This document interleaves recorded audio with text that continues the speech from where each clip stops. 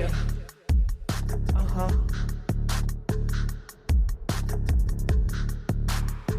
Welcome back to another episode of Deal Disruptors. We're here in New York City for the iGlobal Forum event. Jesse, how are you? I'm doing well. How are you? I'm doing good. I'm curious, what was the actual initial thought of creating DFX? That is a good and long question. So, Deal Flow Exchange came about because I had been running a very large investment network. We had about 130,000 people in it. And I was getting deal flow all day, every day from all over the world and connecting it to different capital providers. And I had a number of partners involved in this. And I saw that it was just an incredible challenge between the groups raising capital, finding the right capital providers, whether it's investors or lenders, and even more so on the investor and lender side, they're just constantly bombarded by a lot of opportunities that don't necessarily make sense to them or it doesn't match up with their thesis, or maybe they just don't have dry powder and they're still getting all the deal flow. So took a step back and kind of looked at how we could set something up that was better and used what I think of as the Bumble model, where in Bumble it's the woman reaching out to the man on this dating app, and that cuts down a lot of the noise because of how just dynamics work. Right, women are constantly bombarded by men, and it's not so much the same on the opposite side. So by taking that structure to the investment world and really allowing the capital providers to indicate the first level of interest, it just makes a lot of sense and it cuts down a lot of the noise. And yes, you're not having as many reach outs, but those reach outs are very meaningful and they have a lot of potential. So, really took, I mean, this, the whole concept was an idea in October of 2023 and started building it. Soft launched in December, just word of mouth, and then took it live publicly in March. And we've just snowballed. We're getting all sorts of incredible groups on the platform.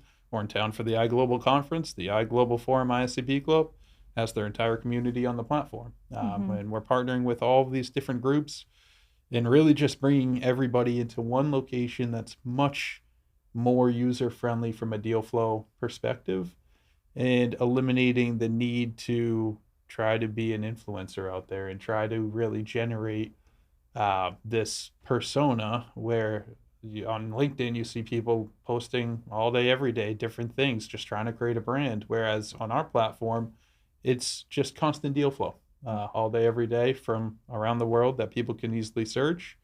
And the good deals are the ones that will get the good action, and the deals that the market considers not as good, of course, will not get as much traction. So Mm-hmm. it's very much a representation of real life, just much, much faster, and we've made it very economical.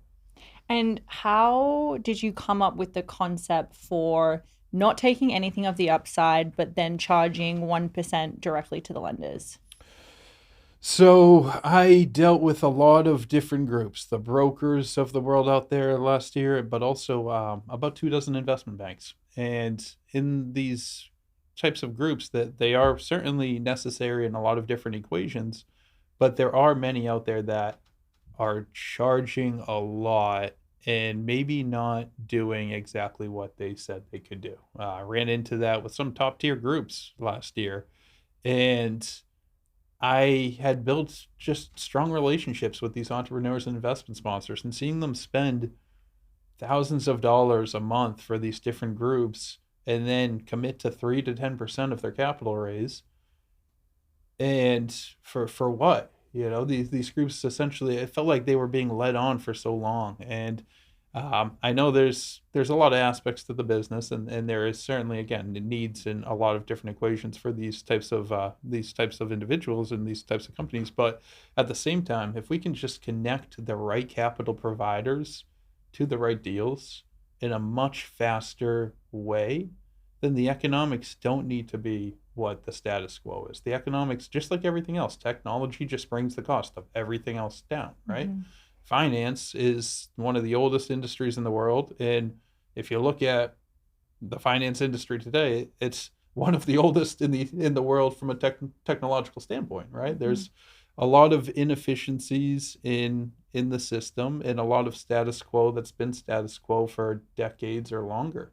And 40 years ago, you didn't know how to contact investors. You had to call an investment bank. Yeah. And today, there are some great investment banks out there, but there's also some that are simply buying pitch book and reaching out to Mm-hmm. investors that they don't necessarily have relationships with, right? Mm-hmm. And why not just have those investors be able to search exactly what they want to see? And that's what we're doing. It's just making it a lot easier for the actual direct capital providers to have the conversations they want to have. Mm-hmm. And just for instance, family office, they'll exit a healthcare company. They'll want to put that capital back into the healthcare industry. So they Yeah. can come on, they can search all the healthcare companies. They can find some that are within their size range, within their geography range, whatever they're looking for. And then they can speak to those entrepreneurs. They can speak to those CEOs, the CFOs, the founders. And all we're doing is facilitating a much stronger top of funnel for both sides because these entrepreneurs, they don't need to waste all of their time raising capital, right? As an entrepreneur, the last thing you want to focus on is raising capital. You want to build, you want to drive the business forward. Unfortunately, raising capital always falls on the entrepreneur, and it ends up being a significant time allotment to that space of raising capital. And it just it shouldn't be that way because it ruins innovation, right? If these groups that are so, these entrepreneurs that are so dynamic and so focused on their main goal, if you make the capital raising less expensive and faster, imagine what they can accomplish, right? They can hire more people, they can drive things forward. The grand scheme of DFX is driving the world forward in so many different ways by just empowering the groups that are driving the world forward. That's what we're doing. And iGlobal Forum, for anyone listening that maybe hasn't heard of this group, what are they? Who do they service? And how did you come about them? So iGlobal Forum, I'd been to a couple of their conferences previously. They serve a couple different things, but this particular group is called the ISCP Club, Independent Sponsors and Capital Providers. So we're in town for their Independent Sponsor Summit. They host it every year. There's a couple hundred people that come. It's basically a 50-50 split between independent sponsors and mostly family offices on the capital provider side. So I'd been to some of their conferences. I had seen how strong their network is and how close knit and how experienced they are.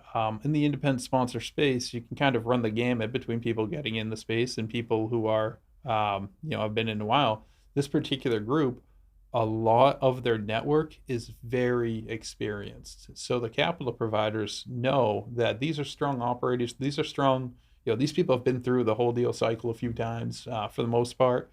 And that kind of quality is hard to find, quite frankly, in a lot of different communities. So really enjoyed their model. I had some great conversations with the people that run the community and decided that it would be a great group to white label our platform for. So at DFX, Deal Flow Exchange, what we do is we have a main feed of deal flow that comes in from different communities and people posting organically, but then also we white label our platform for these different networks. We provide them with a revenue split. We build it out at no cost. Their community now has a place to either share deal flow privately, or if they want, they can be given the option to opt in to having that deal flow also shared in that larger feed. Everything is still kept private in terms of confidential information, but to get your deal seen by more capital providers, they can opt into that. But the white label approach allows us to plug in our platform to these already pre-established networks. For instance, this iGlobal conference, the Independent Sponsor Summit, it's the 17th annual that they've hosted. They've been around for almost 2 decades in this space and have just grown organically because they do such a nice job. So to plug into a group like that has so much integrity and value within that community, their capital providers know the deal flow coming from that is quality. Their sponsors know those capital providers are quality. So bringing in these types of groups that have deal flow and also provide the capital, we plug into enough of these groups, and now we have a very strong funding operation where we can get these deals seen by the right capital providers. We can get them engaged quickly. For instance, Global Forum ICP Club, they have these excellent conferences, 10 to 12 a year. If you're in the independent sponsor space or looking to provide capital there, go to their events. They're great. They also have deals that come up outside of these events, right? All of the independent sponsors are going to have deals that they've been working on for weeks or months. Now, a lot of these independent sponsor deals have a time parameter that they need to, they have exclusivity for 60 days, 90 days, depending on the contract. So they have to figure out how to provide the capital to acquire those businesses within that time frame. And being able to just upload your deal in 10 to 20 minutes onto this platform, and then within the same day get the right eyes on it, because what happens is the deal goes live, and if in this case, if any of their community has indicated that they want to see different parameters, so the capital providers, they fill out a form which has, say, 20 questions on it that basically line up with the sponsor's form. So the sponsor lists an equity need, for instance. They're looking for investors. If the capital provider filled out a form that aligns well with the other, they'll instantly get an email about that deal. So that way, when a deal gets posted, the right capital providers are getting instantly notified that a deal within their parameters is live, and they can go on, they can check it out, they can see all the high level information, qualitative, quantitative details. And if they decide to engage, it puts both sides instantly in contact. So they get their name, company name, website, phone, email, LinkedIn, that kind of thing. We've built text, phone, video chat into the platform to just allow these groups to communicate easily. But really what we're doing is just, again, facilitating that top of funnel. We, quite frankly, don't really care if people use our platform to communicate. We just want to put the right people in touch, right? As we grow, more people are going to be using that way to share, and we're building in other ways to make it much more effective from the document sharing standpoint. But at the same time, our goal is just to put the two right people in a metaphorical room together and let them either do a deal or at least network to do a deal in the future. I love that. And I think there's so much power to how efficient and affordable you've made raising capital. But I think DFX also embodies so much more than just raising capital. Do you kind of want to talk through, let's say, if you're a service provider or if you're hosting an upcoming event, how they can utilize DFX?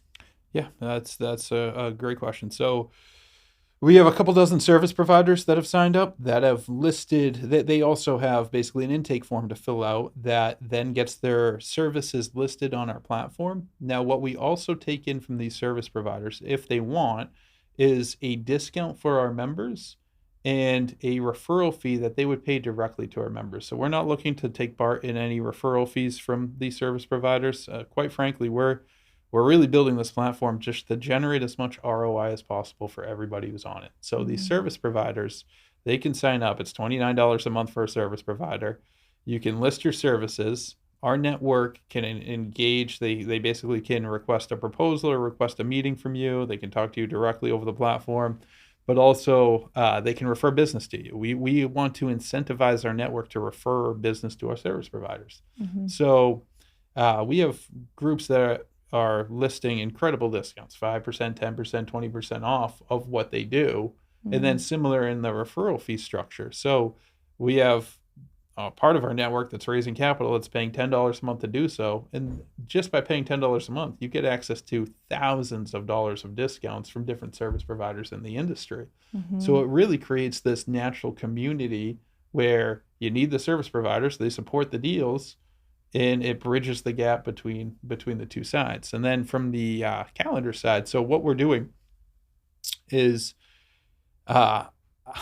another frustration point led to a creation of something here, because I was frustrated by not being able to easily find different industry events that were going on, right? There's Eventbrite, there's LinkedIn events, things like that, but there's nothing that is centralized in a way that is functional and easy to use and not riddled with ads and things that are outside of what I want to see.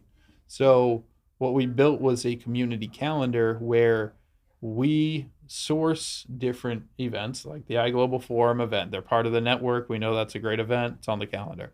But then also users of DFX can submit whatever events that they are either going to, participating in, hosting. And upon approval, they're listed on this community calendar. So now we have this nice community central location for people to find out exactly what's going on in the industry, see if they want to attend some conferences or webinars, anything of that sort. And then as a company, DFX, we've started to host different events throughout the country right now. So currently, the United States is the target for our events. We will be going global in the near future. Um, we already have global deal flow, so certainly have capital providers and deals of all shapes and sizes globally. But the events, we have been hosting these different get-togethers, soirees, happy hours. Yeah. Soiree. Soirees. Yeah, Wow. we've had some I don't soirees. know about soiree. We have a soiree actually later tonight. Uh, So, for instance, what we've done is with the ISCP Club, Global Forum, we're hosting their reception. So they have this event Tuesday and Wednesday. Everybody just flew in or traveled in. A lot of people are based in New York as well. And we are hosting a gathering the night before the event and providing their network a lot of value by letting them plug into this community that we've built on our platform. So throughout this whole event, they're able to share deal flow, they're able to see other deal flow. mhm. And as you know, when you go to an event with 400 people at it, you network as much as you can, but you don't speak to everybody. And there are stones that are left unturned. This way, everything's centralized during the event, after the event. People can still communicate. People can still find the deal flow. It just makes it a much easier scenario for the right people to meet. And I'm curious, we have a lot of exciting things happening inside of the platform. My personal favorite is verified debt deals. Mhm. What, from a lender's perspective, is DFX doing to support their kind of pipeline management? Great question. So the whole platform of DFX is built based, especially now, based on feedback from our users. So our users will give us feedback and then we'll build in new features. And because of how it's been built, we're able to add in things very, very efficiently, very quickly, right? We get good feedback. A day later, it's in the platform. What a great dev team. Dev team works a lot. The dev team's overworked and it's overworked, but they do a great job. The dev team's all internal. Everybody loves their job. I'll tell you that much. Dev team is just Jesse. Yeah, Just... I'm the dev team. So it is a lot. But I'm able, because I built the whole platform, I'm able to implement things very, very quickly. So we get suggestions, and instead of having to rely on other people right now, I can just put it in and get things done. So from the lender perspective, we started to add more supporting documents needs. So we make it very apparent that we need the financial statements, preferably 2 years. We need an interim package from these groups. We need other supporting documents so that these deals can have further verification. Now, when all of these different things are uploaded, then we have a team member on DFX reach out. So if they didn't upload all of that, then that deal is not verified. But if they upload all of that, we have a team member on DFX reach out, have a 15 to 20-minute conversation with the group that's raising the debt, and then we put our stamp of approval verifying that. So that's all pretty much live in terms of the documents, the verification stamp. We're getting that ready to roll out. But what that's going to do is really incentivize the users borrowing to go through those hoops to actually get the information that a lender needs to see to get to a term sheet. So that way it's not wasted conversations, right? You're not just prospecting in this large sea of who knows what. It's this group has all the information, they're ready, everything that's displayed has been verified from what they've sent. Mm-hmm. And that way the lenders, have that vote of confidence in engaging with those deals. Now we're going to do the same thing for the investors too, where we have the deals have a verification process, Mm-hmm. and it'll set the verified deals apart, which of course will in turn incentivize the users to make their deal verified. And we've just added in the whole CRM feature. Mm-hmm. I think that's going to be really cool for not only capital raisers, but capital providers to be able to add in external deal flow and actually have a live updated solution where you can really look at your business development as a whole. If someone was to have a pushback from a lender side for paying that 1%, what would you say?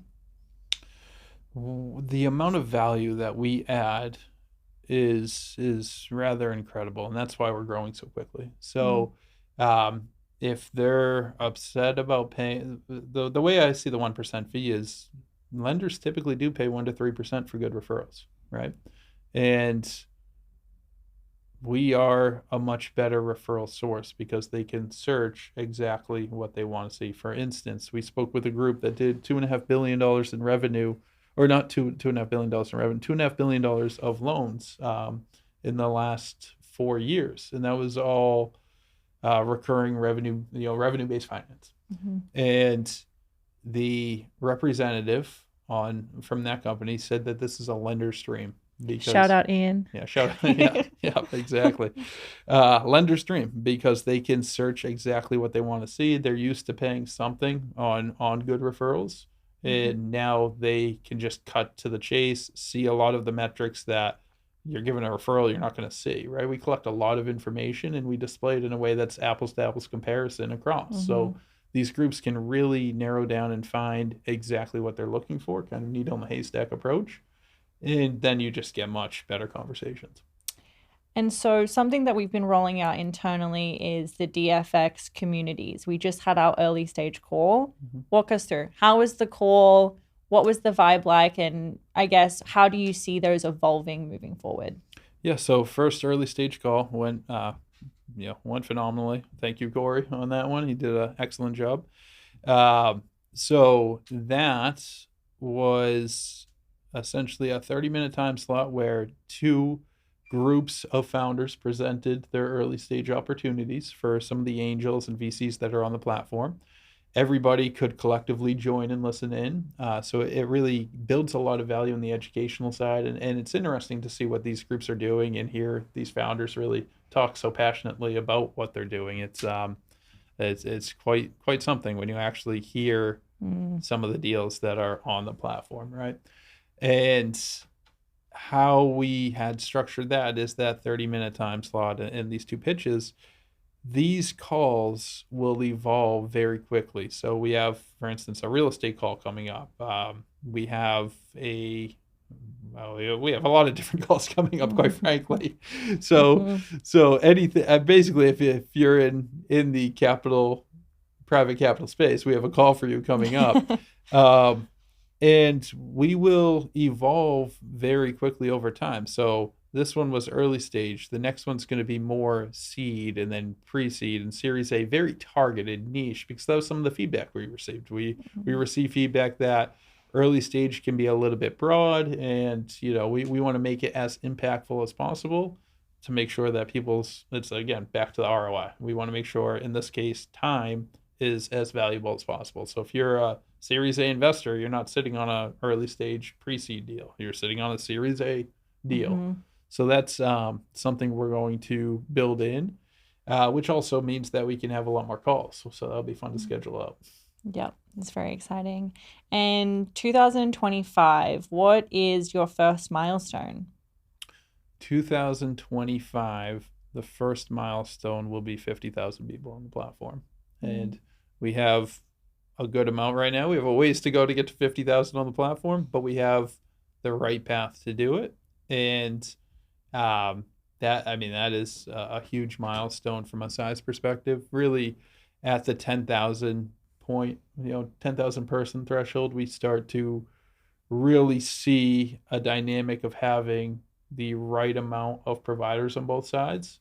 mm, Um, And we're getting there. And a lot of that is bringing on these communities and getting these groups actively leveraging the platform. For instance, at this iGlobal Forum conference, we are bringing all of the deal flow from the conference onto the platform, letting their capital providers engage with it, really get the feel for using the platform, how efficient it is. Mm-hmm. And then we have all of their family offices Mm-hmm. funding deals on the platform. So it's an exciting event for sure for us, and looking forward to having many more like this, and looking forward to just growing this exponentially as it is right now.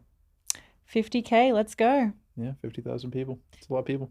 That is a lot of people. Jesse, last note, who are you most excited about bringing on as a white label partner for this year? Ooh, for this year, oh my God, we have so many.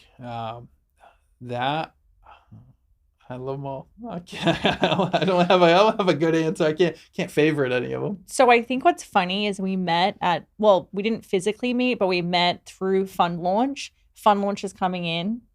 Why do you think that they're coming in? Like what is the real key to the white label? Obviously, we're making capital more efficient, but there's a lot of other platforms out there that can help bring community. What is DFX's edge? Yeah, that's a good question. So, Fund Launch is a group that helps people launch funds. Now, a lot of the people that they help launch funds didn't go to an Ivy League or wasn't part of Wall Street, right? And that's their Mhm. whole initiative is to bring Wall Street to Main Street and to make it easier, teach groups the right way to launch funds and take them through the educational process to do so. Now, like everything else, you get to a point and it's almost a handoff to something else, right? So they teach people how to launch funds and they teach people how to raise capital, but the actual capital raised is always the most challenging part of the process, right? So they have been looking to help their community raise capital in a lot of different ways. And they have an investment committee, they have other things. They've started to invest in some of the funds that go through. And they have seen DFX evolve over the last 6 to 12 months and have followed along quite closely because I had some early conversations with them and have decided that they would like to partner and bring in their community for us to help raise, which is a great thing because the missions are aligned. What they're trying to do is make it much easier to launch a fund, run a fund, and create generational wealth for your family. And DFX, what we're trying to do is make it much easier to raise capital, whether you're in a fund structure or not. And by combining the two, we can create a really significant engine of, hey, I want to launch a fund. Hey, I launched a fund, and 2 years later, I have all the capital that I was looking to raise, right, from Mhm. start to finish. That's the goal. So alongside that, now at DFX, because this group is so strong, and they do have investors, they do have lenders, they do have different types of funds that are in the network. They're providing capital within the network, but it is a very large network. So now at DFX, what we're looking to do is partner with the right emerging managing funding investment groups and bring them into the platform because at the end of the day, now we're matchmaking communities as much as we are just bringing and building out these white labels, right? We don't want to Mhm. be overloaded on one side of a deal. So that's a big initiative for us is to bring on some of these larger emerging manager types of investment networks and groups. Um, and yeah, that is an exciting one to bring on for sure. And then we have groups that we're in very late stages of conversations with. Mhm. We have some others that have signed that are really exciting, but yeah, the fun launch one's fun. Give us some top level, like we have real estate, Web3. What other kind of unique groups are you seeing want to partner with us for a white label opportunity?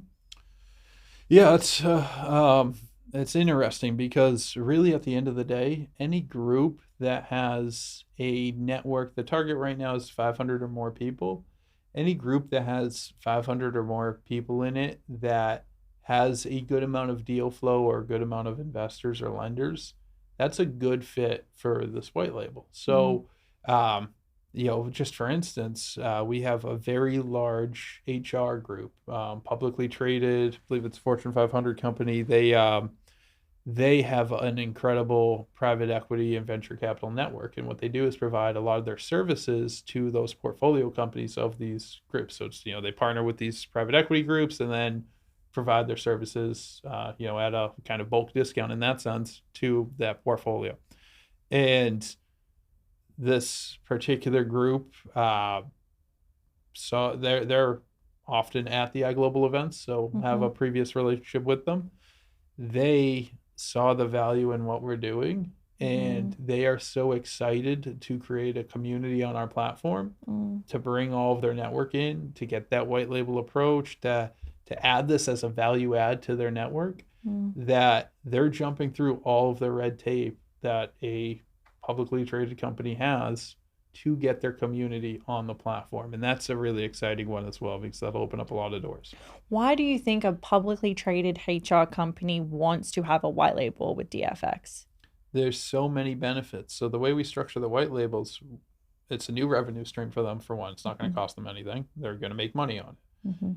It's going to give their entire network a way to collaborate. So now this group has this huge value add where, hey, if you use them for HR, you could potentially raise capital. You could potentially provide capital to different groups if your deal flow is stronger. And it's such an angle that is not out there right now, and that we're kind of first to market to do. And it really creates a extreme value add and ROI for the different networks that white label. And I also think from a HR perspective, like knowing when a company gets funded, they need expansion, it's really on the data piece for them. Exactly, that too. So depending on the group setup and whatnot, we're able to share some of the data within their network, so they know when exactly that a company is getting funded and or looking for funds, and then they can have that proactive conversation of, okay, what are you looking to do? This is how we can help. Do you see DFX ever being acquired, selling data? I obviously know this answer, but I just want you to kind of share the future of DFX. The answer is no. No, we are not going to be acquired, and we definitely are not going to sell data. We do work with these communities where the data has come from to basically strengthen those groups and make them much more successful. But the data space, I know it's extremely valuable, what we have, which is obviously beneficial for us in terms of valuation, but certainly don't want to sell any of the data and certainly don't want to be acquired. What we've built could change the world, and the only way it's going to change the world is if we follow through. I love that.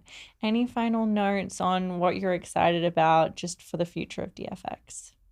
I'm excited about everything. I'm excited about the growth that we're experiencing. That's been just incredible to watch.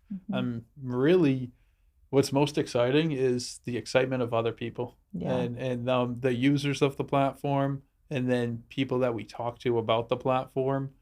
They get it. It's the value adds there, the ROI's there. We get people saying, oh, they wanted to build this kind of thing, and then we just partner with them, bring in their communities, and it's like they did, in a sense, they built it for their community. So I love that. The excitement's really, really interesting. Yeah. I've never been a part of something where doors open as easily as they do for DFX. Yeah. We're going straight to the top. Well, thank you, and let's have a great iGlobal Forum event. Sounds good. Thank you. Yeah. Uh-huh.